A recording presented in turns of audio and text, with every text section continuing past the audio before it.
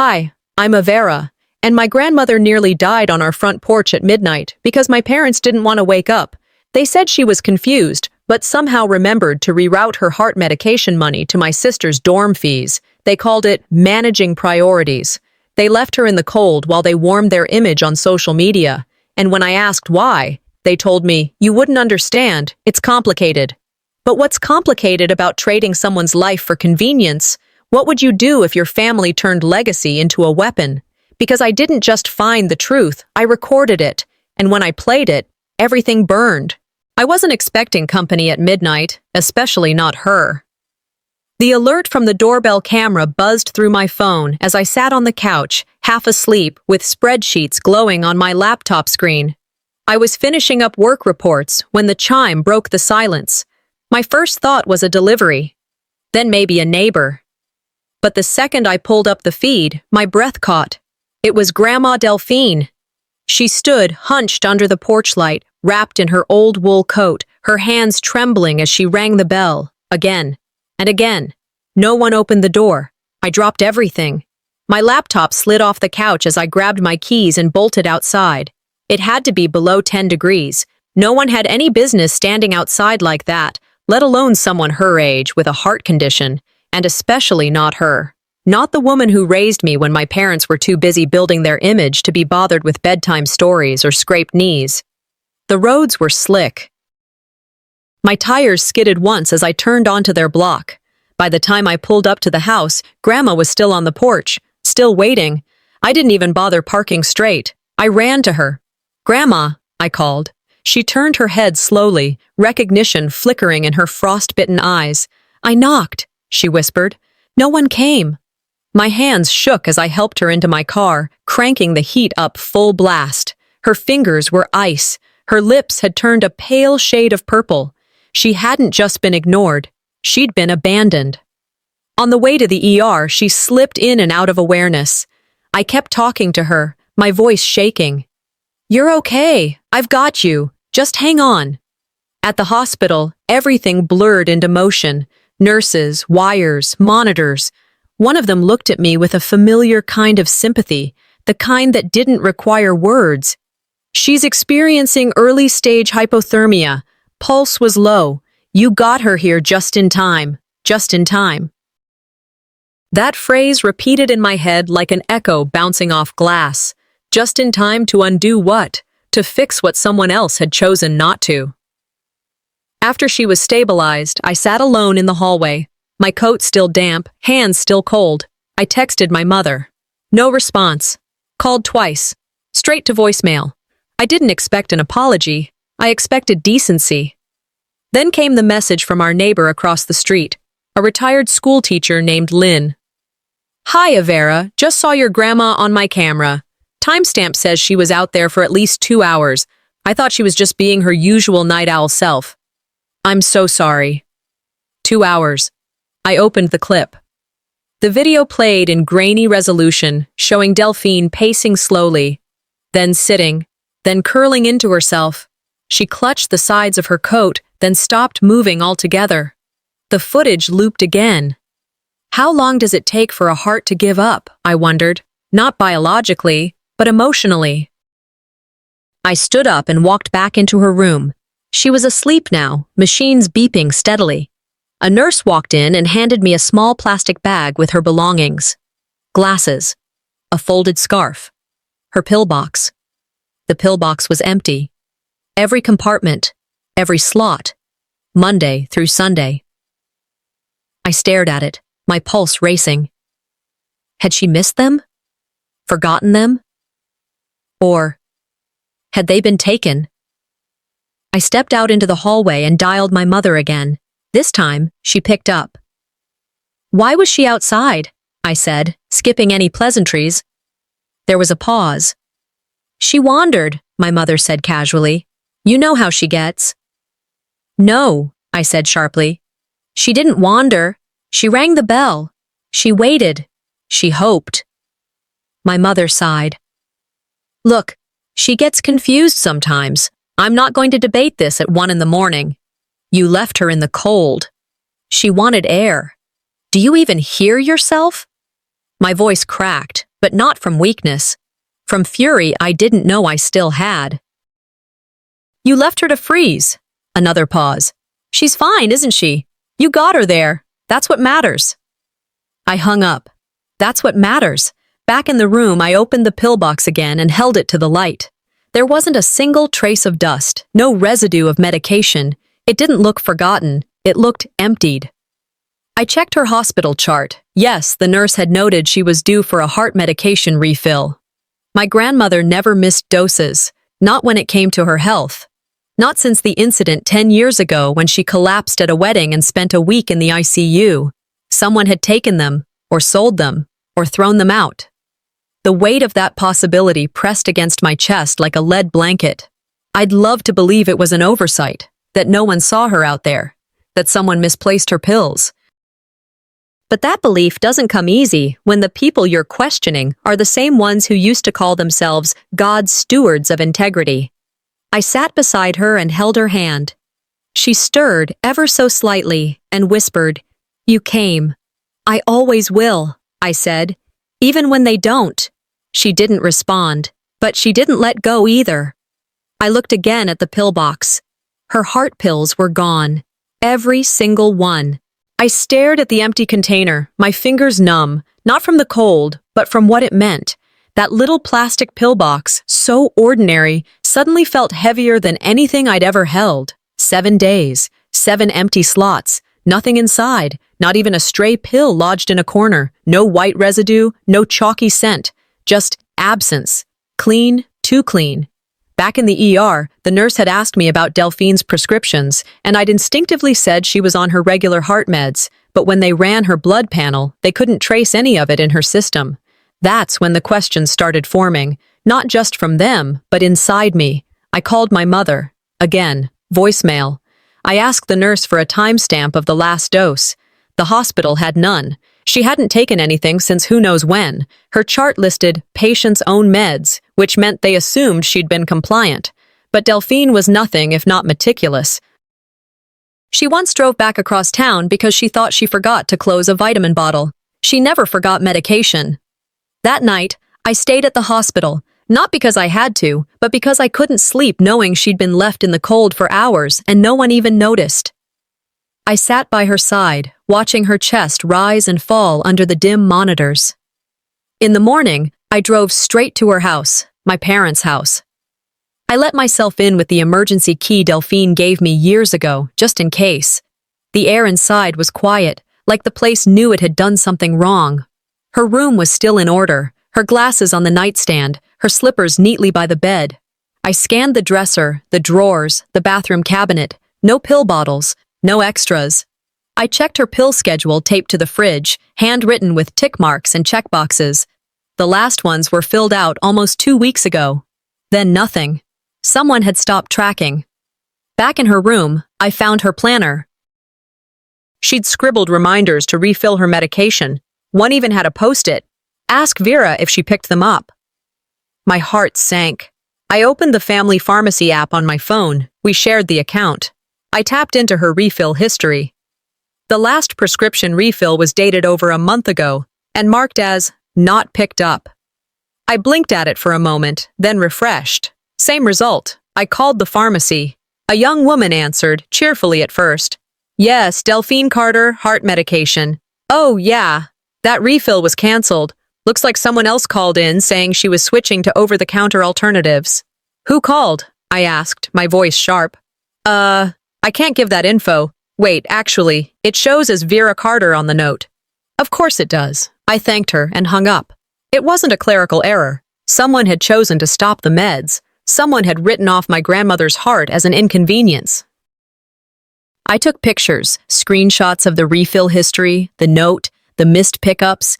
I opened a new folder in my phone and labeled it Delphine Truth. It felt dramatic, but what else could I do? I kept thinking about something Maya Angelou once said. When someone shows you who they are, believe them the first time. I hadn't. I kept giving my mother the benefit of the doubt. She's busy. She's tired. She's overwhelmed. But what if this wasn't neglect? What if it was intention? At that moment, I realized this wasn't going to be a misunderstanding I could fix with a family sit-down. This was a pattern, a design, and I'd been complicit by excusing it. I walked out to the kitchen. The sun was pushing through the blinds now, washing everything in golden warmth that felt ironic. I opened the cupboard where she used to keep extra paper towels and heating pads. Inside, instead of a heating pad, I found an envelope. It was a credit card statement, addressed to my mother, Vera. The first charge caught my eye, $700, labeled Campus Living Deposit, Zinnia Carter. My sister's dorm. The date? The same day Delphine's prescription had been deactivated. My knees went weak. This wasn't just about forgetting. It wasn't about being overworked or tired or not knowing. It was a trade. Her heart pills, her health, her life, traded for someone else's comfort. It wasn't just missing pills. It was traded. Traded for convenience, for image, for her. And suddenly, everything I thought I knew about our family began to unravel. I sat on the edge of Delphine's bed, that credit card statement still trembling in my hands. The $700 dorm deposit wasn't just a number. It was a choice, a trade, a silent agreement that her life was less valuable than someone else's convenience.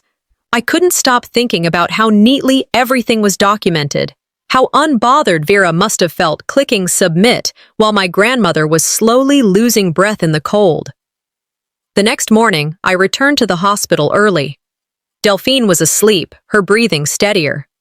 I reached into her overnight bag to pull out a spare scarf and noticed the small leather journal she always carried. I'd seen it for years, never thought much of it, but today something told me to open it. The handwriting was familiar, looping and neat despite her age. Page after page was filled with grocery lists, prayer notes, and thoughts she didn't dare say out loud. But one entry, dated just a few weeks back, froze me in place. If anything happens, I hope Vera knows I see her. I always have. I see her more clearly than the rest, even if they keep her in the shadows. That sentence felt like a hand on my shoulder. She'd always known I felt like the ghost in the house, spoken to only when needed, celebrated only when it made someone else look good. And here she was, trying to leave a thread behind, one final tether to sanity. I took a photo of the page and saved it in the same folder I started. Delphine. Truth. Later that day, I called Dr. Hernandez, her longtime cardiologist. The receptionist hesitated when I said I wasn't her primary caretaker, but eventually patched me through after I mentioned the ER admission. He sounded tired, kind, professional. I reviewed your grandmother's labs, he said slowly. Her blood levels show a serious drop in beta blockers and ACE inhibitors. That's unusual. She was supposed to be taking them every day, I said. There's more. We found something odd when reviewing her chart notes. Some of her vitamins. They aren't vitamins. They're over-the-counter lookalikes. Placebos, essentially. Same bottle size, same capsule color, but no active ingredients. I felt the room tilt. Are you saying someone gave her fake medication? I'm saying it's possible someone replaced her prescriptions with alternatives that wouldn't be flagged by someone not paying attention. I swallowed hard. She didn't do that herself. I didn't think so either, he replied. But if you're planning to act on this, you'll need more than suspicion. That's all he said before we ended the call. But it was enough. That night, I brought Delphine's things back to my apartment. I cleared a corner of my dining table and laid everything out. Pill bottles, empty wrappers, calendar notes, that credit card statement, and now her journal. Then I bought a flash drive, one of those encrypted ones. Started organizing by folder, medical, financial, voicemails. Somewhere in the middle of labeling a folder, a text from Vera came through. Let me know if you need anything from Grandma's room. We boxed up some of her winter clothes. That was it. No acknowledgement, no remorse, just logistics, like Delphine was an errand that needed finishing. I didn't reply. She asked that like she didn't leave Grandma outside to die. I thought about the exposés I'd seen on elder neglect, those late-night specials where hidden cameras caught caregivers stealing, isolating, forgetting. I remembered a quote from Dr. Atul Gawande. The job of medicine is to enable well-being. But what about the job of family? What are we enabling when we excuse, when we dismiss, when we ignore? I was raised to think silence was grace. But now I was starting to think silence was permission. That night, I charged Delphine's phone just to make sure I hadn't missed anything. In her voice memo app, buried beneath old shopping reminders and a recorded sermon, was one unlabeled file. I tapped play. Her voice was weak, strained, but clear. If I don't make it through the night, someone needs to know. They stopped my pills. I sat frozen, my eyes burning. She recorded this. She knew. That voice memo shouldn't exist, but now that it does, everything changes. That voice memo shouldn't exist, but now that it does, everything changes. I replayed it 3 times, each word scraping something raw inside me. Grandma's voice, raspy and quiet, didn't sound afraid, it sounded resigned. And that was worse. That's what shook me. She'd accepted it. Accepted that if she didn't wake up, no one would ask questions, no one would look twice. But I was looking. That night, I poured a glass of water and sat down at the kitchen table. I unfolded the credit card statement again, lining it up next to the pharmacy printout and her pill log. The dates matched, down to the hour. One transaction canceled her life-saving prescription. Another deposited funds into Zinnia's dorm account. A clean swap. I stared at the numbers like they could confess something if I looked hard enough. They didn't, but they didn't have to. The next morning, I called the bursar's office at Zinnia's university. I gave them the transaction number and waited through 2 transfers and a long hold, classical music crackling through the line. "Yes, we have that on file," the clerk said cheerfully. "Tuition housing deposit, received on November 2nd. It came from a card under Vera Carter's name. We applied it to Zinnia Carter's campus housing suite." I didn't even blink. I thanked her and hung up. They didn't just forget Grandma. They calculated. They budgeted her life into a spreadsheet. Needing air, I went for a walk. There's an old cemetery not far from my place. I didn't intend to end up there, but my feet did what my brain couldn't. I wandered between gravestones, past frozen bouquets and flags stuck into the snow. Most of the names etched in stone had outlived their families. Some probably hadn't. The idea made my chest heavy. I stopped at a bench near a willow tree and just sat. Families are supposed to be our training grounds for empathy. I'd heard Brené Brown say that in a podcast. I believed it once. Then, what was mine training me to ignore? I'd swallowed 100 uncomfortable silences, smiled through Zinnia's constant spotlight while my own achievements were passed over like minor footnotes. I used to tell myself that was humility, that it was noble to expect less, but now I saw it for what it was: grooming. That afternoon, I went back to my apartment, opened my laptop, and typed in an old password I hadn't used in years, one my mother had picked when we shared family Dropbox access. Carter Legacy 2020. It still worked. Inside the shared folder was everything I needed to see. A spreadsheet titled Q4 Expenses, Zinnia Dorm. I opened it. The document listed donations, private transfers, gifts from a foundation I'd never heard of, and 2 line items that made me want to throw my computer across the room. Dorm deposit, $700, paid via Delphine Carter CC. Account balance, Zinnia's education fund, $19,500, untouched. She had the money. Vera had the means. They didn't need Grandma's pills to afford a place with granite countertops and meal swipes. They chose not to use their own resources. They chose to use hers. I didn't cry. I didn't scream. I didn't even breathe hard. I just printed everything. No dramatics, just preparation. I labeled the manila folder, in case they say it's just in my head. I slid the journal entry into the front sleeve, printed transcripts of the voice memo, copied the spreadsheets, and moved every digital file onto an encrypted flash drive.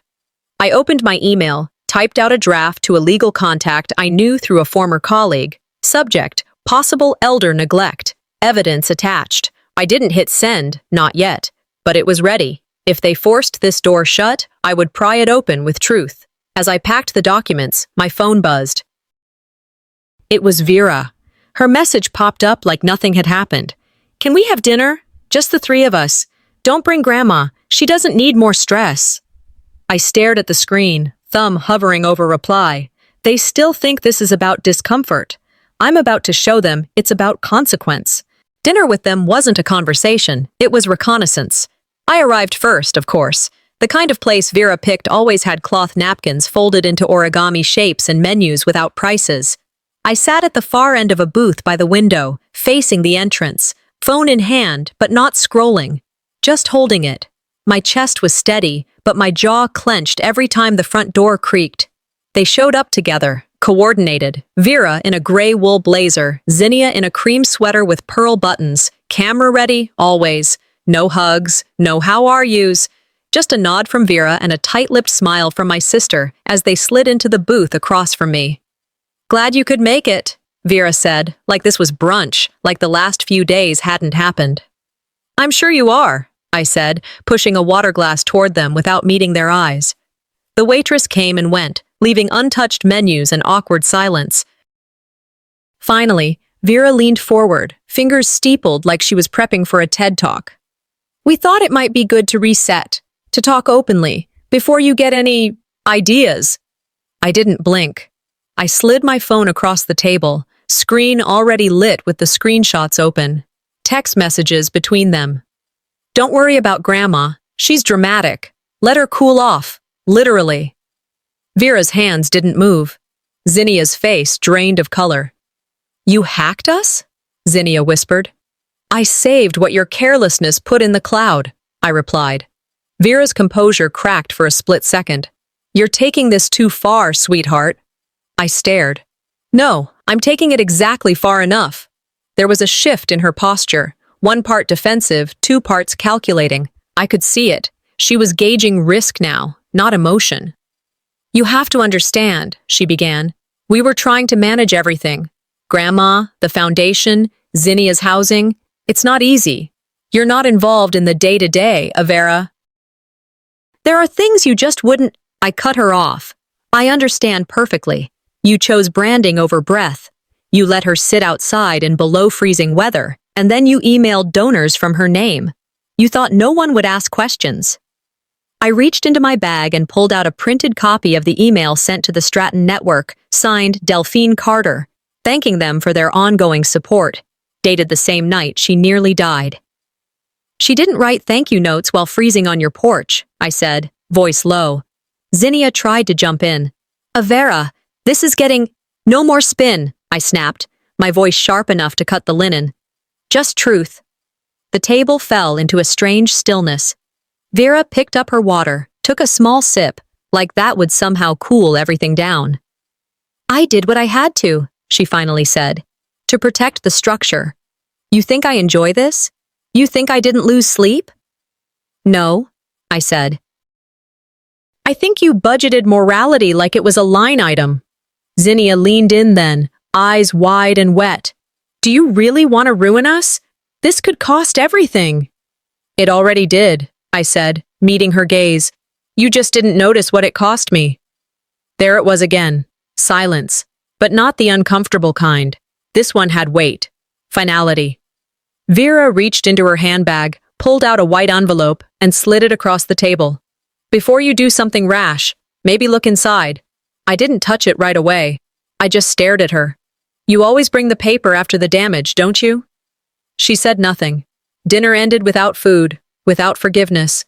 Just the three of us, sitting in a room full of strangers, pretending not to unravel.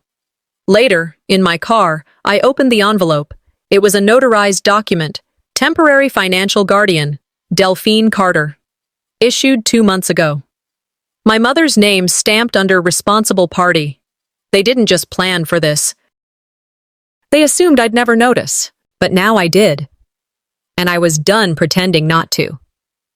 The document trembled between my fingers. My grip had smudged the notary seal slightly, but the signature remained clean. Too clean. Almost sterile in its confidence. Vera's name sat neatly on the line marked Temporary Financial Guardian. No date visible on the signature line, just a small printed timestamp. November. 2 months ago. I sat in my car for a while, watching people pass by through the windshield, a couple walking their dog, a teenager with earbuds pacing in front of the smoothie shop. No one looked at me, and maybe that was the hardest part, how invisible truth feels when it's not yet spoken aloud. The next morning, I visited Delphine's bank. I didn't make an appointment. I just walked in, carrying a folder stuffed with statements and digital copies. The teller, middle-aged, kind-eyed, recognized me instantly. "You're Mrs. Carter's granddaughter, right?" "Yes." "I'm trying to understand her recent account activity." He nodded. "Let me get someone from the back." Minutes later, I sat across from a woman who looked more like a Sunday school teacher than a fraud investigator. She reviewed my ID, then pulled up the accounts. "There's something I should probably show you," she said carefully. She turned the screen. I leaned in. There were multiple recurring withdrawals, small enough not to raise alarm individually. $150 here, $230 there, but all marked under the same memo. Family Wellness Initiative. "That's not a real program," I said. "No, it's not," she replied. "And honestly, this isn't the first time we've seen this. We flagged it for internal review a few weeks ago, but since the account holder hadn't filed any complaints." One withdrawal matched exactly with Zinnia's tuition deposit. I closed my eyes. So they used her funds to pay for something they could have covered themselves? Yes. When I got home, I called a friend, Angela, who worked in elder law. She referred me to a local attorney, someone who specialized in guardianship fraud. I met with her that Friday. Tall, brisk, no time for niceties. She looked over the documents I'd printed and said, "Do you want legal truth or emotional comfort?" "I want both, but I'll settle for truth." We reviewed the guardianship papers. She pointed at the signature box. "That's a digital insert," she said. "You can tell?" "Absolutely. And there's no in-person confirmation logged. That makes this contestable." I exhaled for what felt like the first time all week. She leaned back. "If this goes to court, your mother will say you're emotional, irrational, that you're acting out of guilt or grief. So let's make this surgical, clean, undeniable." Back home, I cleared the table again. Organized everything. Chronology, receipts, emails, screenshots, the audio file. I included Delphine's journal entry, labeled each document. I wasn't just angry now, I was methodical. I filed an official complaint with the Minnesota Department of Human Services. That night, I opened a photo album I hadn't touched in years. One of the old leather-bound ones from when people still printed memories. I found a photo of Delphine holding me on the porch. I was maybe 5, wearing overalls and jelly sandals. She was laughing, hair wild in the wind, holding me like I was the only thing that mattered. She gave me roots. They tried to clip hers. My phone rang. It was Vera. I answered without speaking. Her voice was calm, too calm. "Just wanted to let you know, we've updated Grandma's medical proxy. We needed someone more objective." I didn't say a word, just stared at the photo. "You're making this harder than it has to be," she added. I hung up. They weren't just erasing her agency. They were rewriting her story in real time. So I decided to stop asking questions and start demanding answers. I knew exactly where to begin. There was a woman named Shonda who used to work in Delphine's assisted unit. Quiet, sharp, the kind of person who remembered birthdays without checking the calendar. She'd vanished suddenly a few months back, and no one ever said why. I tracked her down through a friend who worked part-time at the clinic. She agreed to meet at a small coffee shop 2 towns over, neutral territory. Shonda was cautious, eyes scanning the windows behind me. She looked worn, not aged, but like someone who'd carried something too heavy for too long. "I'll be honest," she said after our drinks arrived. "I wasn't sure I should talk." "You don't have to say anything you're not comfortable with," I replied. "But I think you already know this isn't just about Grandma." Shonda stared into her cup. There were inconsistencies. I flagged them. Notes that didn't match actual dosages. Some logs were altered. It didn't take a genius to see something was off. And then I got pulled into a meeting. HR said my paperwork wasn't up to standard, and my hours were being cut. I was gone a week later. "Do you think it was retaliation?" She looked me in the eye. "I'm not saying it was, but I'd be lying if I said I didn't think it." We parted with no promises. But before she left, she scribbled a name and number on a napkin. another former staffer who'd quietly resigned after raising similar concerns. I didn't even make it to my car before my phone buzzed again. A blocked number, but the message came through with no warning. A screenshot. A conversation thread between my mother and an old family friend, one of her charity network contacts. "If my mother passes soon," Vera had typed, "at least we'll know Isabel's future is covered." Isabel. Zinnia's real name.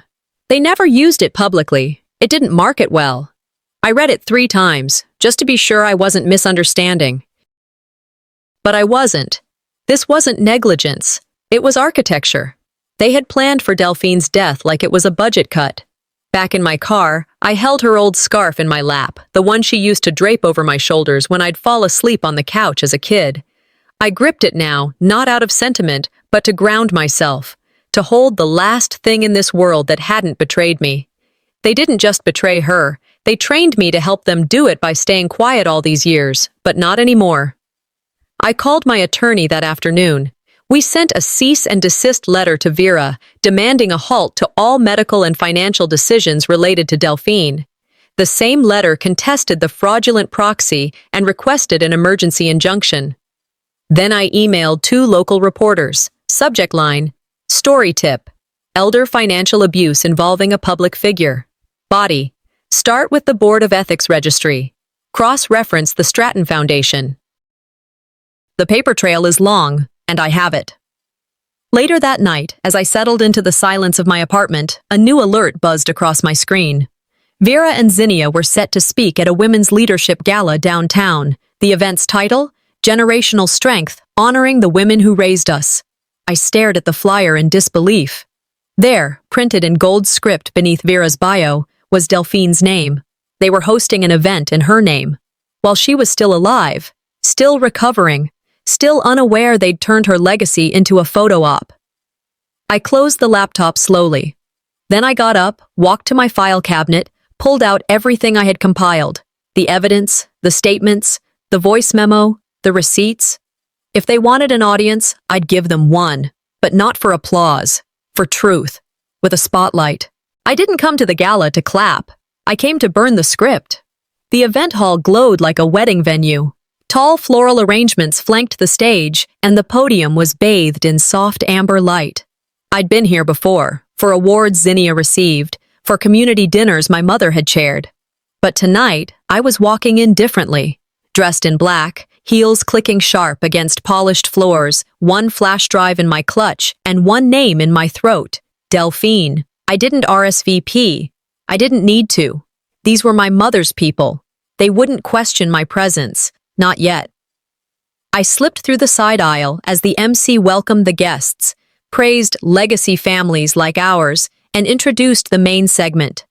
Generational Strength, Honoring the Women Who Raised Us. Zinnia took the stage first. She looked pristine, smooth hair, practiced smile. She opened with a joke about learning resilience from watching strong women do the impossible in silence. The crowd chuckled warmly. She clicked the remote, and a slideshow of polished family photos began to scroll. Then came Vera, collected, radiant, the crowd's favorite. She gestured gracefully as she spoke of deliberate legacy building and intentional womanhood. Then the line that made my stomach twist. And none of us would be here without the quiet strength of Delphine Carter. Applause. Camera flashes. I moved. At the back of the room, I handed a staff member my credentials and the flash drive. My voice was low and steady. Please cue this after the next applause. It's been pre-cleared. I pointed to a name on the list, one I'd made sure to get. He hesitated for half a second, then nodded. I stood still as Vera wrapped up her speech. Resilience, she said, is what you do when no one's watching. The screen flickered once, then it changed. Black and white footage played. Security camera angle. My grandmother on their front porch. Alone. In the dark. Pacing. Sitting. Curling into herself. A timestamp blinking on the corner. November 14th, 11:48 p.m. The room went silent. A gasp broke from somewhere near the stage. Another shot. A screen capture of text messages between Vera and Zinnia. "Don't worry about Grandma. She's dramatic. Let her cool off. Literally." Vera's face drained of expression. Zinnia stepped forward like she might say something, but I spoke first, calm, into the stunned hush. "You're about to hear what resilience looks like when it's silenced." The final clip played. Delphine's voice, weak, whispering into her phone. "If I don't make it through the night, someone needs to know. They stopped my pills." Someone sobbed near the back. On a screen beside the stage, Zinnia's social feed began to scroll in real time. Comments, reactions, viewers were watching the stream and commenting. Brutally, one stood out. "You used your own grandma as a storyline?" Zinnia reached for the mic again, her voice trembling. "We never intended to stop," I said quietly. "Let the footage speak." A woman in the audience stood and walked out. Another leaned to the person beside her and mouthed, "Call the board."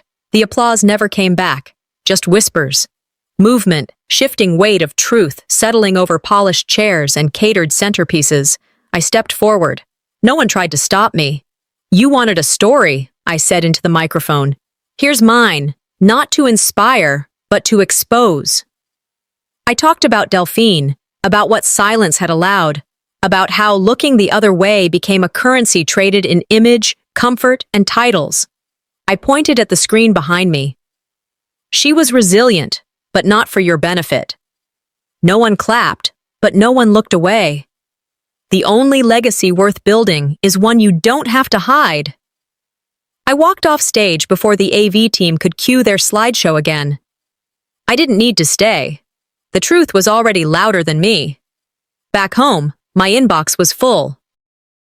One subject line stopped me. "I've been following this," it read. "Would you be willing to go on record? You're not the only one." I stared at the screen, heart calm for the first time in weeks, and just like that, the truth had momentum. But momentum, I learned, comes with collateral. The morning after the gala, my inbox exploded, not just from friends or extended family, but strangers, former clients of my mother's, local journalists, parents of Zinnia's followers. Some messages were supportive, a few were coldly threatening, and many were stunned.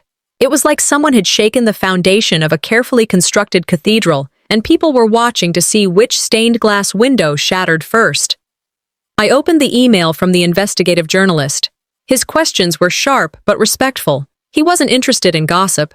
He was building a pattern: elder abuse, public image, financial diversion. His phrasing hit hard. "You didn't just expose a moment, you opened a culture." That same day, the Stratton Foundation posted a brief statement on their website. "Effective immediately, Vera Carter and Zinnia Carter are no longer affiliated with the Stratton Advisory Council. We take the integrity of our mission seriously." Just a paragraph. But that paragraph sent a ripple through the local press, which picked up the story within hours. 3 consulting clients pulled out of Vera's firm within 2 days. Her name disappeared from event rosters, and anonymous online reviews started piling up, labeling her a performative fraud. I scrolled through it all from the couch, laptop balanced on my legs, the news echoing across multiple tabs. I didn't smile. I didn't gloat. I just thought, this wasn't revenge. This was rebalancing. By Friday, Zinnia's University Housing Authority launched an audit. A staff member, anonymous of course, forwarded me an internal memo. It referenced potential misuse of third-party funds for student housing, and noted that an inquiry had been opened regarding the use of Delphine's name. No apology, just legal language. But it was enough. I stepped outside for air and ended up walking to my favorite cafe. I needed normalcy, even if it felt miles away. As I waited for my drink, a group at the next table caught my ear. "I mean, she was right," one woman said, "but I wouldn't want to be her." Another chimed in. "People like that, they burn everything just to prove a point." They didn't notice me. I turned away, but the words stayed. We always admire women who speak truth, until they're sitting at our table. Then suddenly, they're too much. Back at home, Delphine sat in her recliner, blanket over her legs, television muted. She had watched the replay of the gala 3 times already. She turned to me slowly. "They're not mad because you lied," she said. "They're mad because you made them look." We didn't talk much more. We didn't need to. The silence between us had never been weaponized. That night, we sat side by side, watching the headlines roll across the bottom of the screen. Carter family legacy questioned. Donation records under review. When I finally went to bed, I found a thick envelope in the mail basket by the door. Legal stationery. From Vera. I sat down at the kitchen table to open it. A formal notice. Defamation, interference with business, reputational damage. She was suing me. I laughed once. Short, almost a bark. I folded the paper neatly and placed it in my folder with everything else. "If they want courtrooms now," I said to no one in particular, "I'll give them transcripts, and transcripts have no room for spin, only facts." I walked into the courthouse holding a legal pad in one hand and Delphine's scarf in the other. The scarf wasn't for symbolism, it was for presence, hers. I needed her with me, if only in fabric and memory. The hallway smelled like lemon cleaner and nerves. Outside courtroom 3B, my attorney adjusted her jacket and leaned in. "Stay calm, let them fall apart. You don't have to." Inside, Vera sat at the far end of the bench in a navy suit that probably hadn't seen a wrinkle in years. Zinnia wasn't beside her, only a junior associate from her legal team. That absence said more than anything else could have. The judge entered, expression blank, voice low and clipped. We began. My attorney led with the emergency petition, clear, direct, pharmacy logs, video footage, a transcript of Delphine's voicemail, a witness statement from Shonda, the former caregiver, a dated record of forged consent. Then came my voice, clear over the courtroom speaker. "I'm not severing the family. I'm severing the abuse disguised as care." Vera's attorney stood next. He tried to reframe everything as a family misunderstanding, a daughter doing her best. He used words like complicated dynamics and public smear. He called me emotionally aggrieved. I didn't flinch. Then Vera spoke. "I loved my mother," she said, her tone rehearsed. "Everything I did was to protect her." She glanced at me. "Some people process grief by destroying what's left. That's not who I am." My attorney didn't object. She waited, then played the audio again. Delphine's voice, frail, unmistakable. "They stopped my pills." The judge didn't look at me. She looked at Vera. 10 minutes later, she granted the injunction, all estate access suspended pending a full investigation, proxy status revoked. Delphine's medical control reverted to neutral oversight. Vera didn't make eye contact as she left the courtroom. Her heels clicked like nothing had happened. I stayed seated, breathing deeply. It wasn't victory. It was validation, not revenge, resolution. That afternoon, I stopped by a cafe near the courthouse. Sipped tea in silence. A man 2 tables away scrolled through his phone, paused, and muttered, "That's the lady from the news." I didn't acknowledge it. Back at home, I changed out of my court clothes and set the scarf gently across Delphine's lap. "She's still trying to argue?" she asked, one brow raised. I smiled. "She's trying less now." Delphine gave a slow nod. "People who hide behind good intentions don't like when you bring receipts." That night, I made soup. The apartment was quiet, steady, until someone knocked. It was Zinnia, no cameras, no makeup. Her eyes were red, a photograph clutched in her hand. Us as kids, Delphine in the middle, arms around us. "I didn't know how far Mom would go," she whispered. "But now that you've brought everything down, what do we do next?" I didn't expect her to show up, much less with something other than a script. Zinnia stood at my door in jeans and a hoodie, eyes puffy, clutching an old photograph like it might explain her presence better than words ever could. I stepped aside, not as an invitation, but because some things you don't block, you just witness. We didn't speak right away. We sat on the porch, the late afternoon light softening the hard edges of what we were. She looked down at the photo, us as kids, in Delphine's garden, dirt on our knees, sun in our teeth, a version of family that hadn't yet been curated for performance. I didn't sign anything, she said finally. But I knew. I knew she was cutting corners. I stared at her for a long moment before asking the only question that mattered. Then why didn't you stop her? Zinnia's mouth opened, then closed. Her silence said everything. I turned away, eyes fixed on the horizon. I kept hoping you'd all become who I needed. But I stopped needing the moment I stood on that stage and didn't collapse. We sat with that. She didn't apologize. I didn't ask her to. That wasn't what this was. Before she left, I said, I don't want reconciliation if it means returning to a lie. Just don't rewrite what happened. That's all I ask.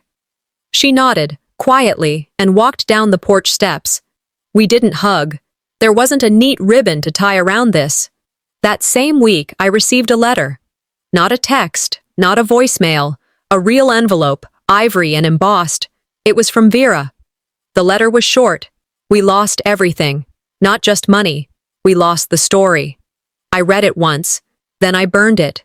You lost the illusion. I found the truth. The next morning, I met with our attorney to finalize guardianship.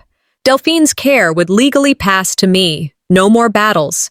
No more authorizations through someone who saw her as a liability. It was official. Done. That afternoon, I filed paperwork to establish the Porchlight Project, an initiative in Delphine's name, to advocate for elder care, especially for those silenced by image-obsessed families. We launched with a simple mission: don't wait until it's too late to listen. That evening, Delphine and I sat on the porch with 2 mugs of mint tea. The same porch I used to sit on as a girl, knees pressed to her thigh, listening to cicadas hum against dusk. You didn't just survive this, she said, gently swirling her mug. You realigned the whole family orbit. I laughed, small but real. Or broke it and made space for something real. She nodded once, slow and proud. We sat until the sky turned navy. Not everything had healed, but something in me had. The next morning, I found a letter in the mail. Plain envelope, no return address. Inside was an application. Someone had nominated their grandmother for a scholarship from the Porchlight Project. There was a line scribbled in blue ink at the bottom. Thank you for reminding us that some stories are worth protecting. Someone believes we can break cycles, not repeat them. And for the first time, I wasn't carrying the story alone. I was passing it forward. I held the scholarship letter in my hands, Delphine's name printed in bold across the top. The Porchlight Project. Delphine Carter Fellowship. The weight of it wasn't in the paper. It was in what it represented. She wasn't a photo caption. She wasn't a footnote to a bigger brand. She was the headline. Finally. The Porchlight Project's first campaign launched quietly but clearly. Protect the elders, honor their names. No fireworks, no cameras, just a gathering of people who had stories like mine and faces like hers. We lit candles in a church basement and told the truth out loud, some for the first time. 2 weeks later, I was standing at a podium in Chicago, the healthcare advocacy summit crowd settling into their seats. Behind me, a screen rotated images of real elders who had been silenced by family, bureaucracy, or neglect. I adjusted the mic, took one deep breath, and said, My grandmother didn't live for a legacy. She lived for dignity. And that is the legacy. The room stood when I finished. Not with fanfare, but with the quiet, sustained kind of applause that means people were listening. Meanwhile, Vera's final appeal was dismissed. Clean. Unceremonious. A notice posted online. Due to recent revelations contradicting our values, we confirm the permanent removal of Vera Carter from the National Ethics Committee. Zinnia's sponsors went silent. Her content dried up like old paint. A few outlets tried to stir sympathy, but the public had seen the receipts. A writer I'd never met published an article that showed up in my alerts.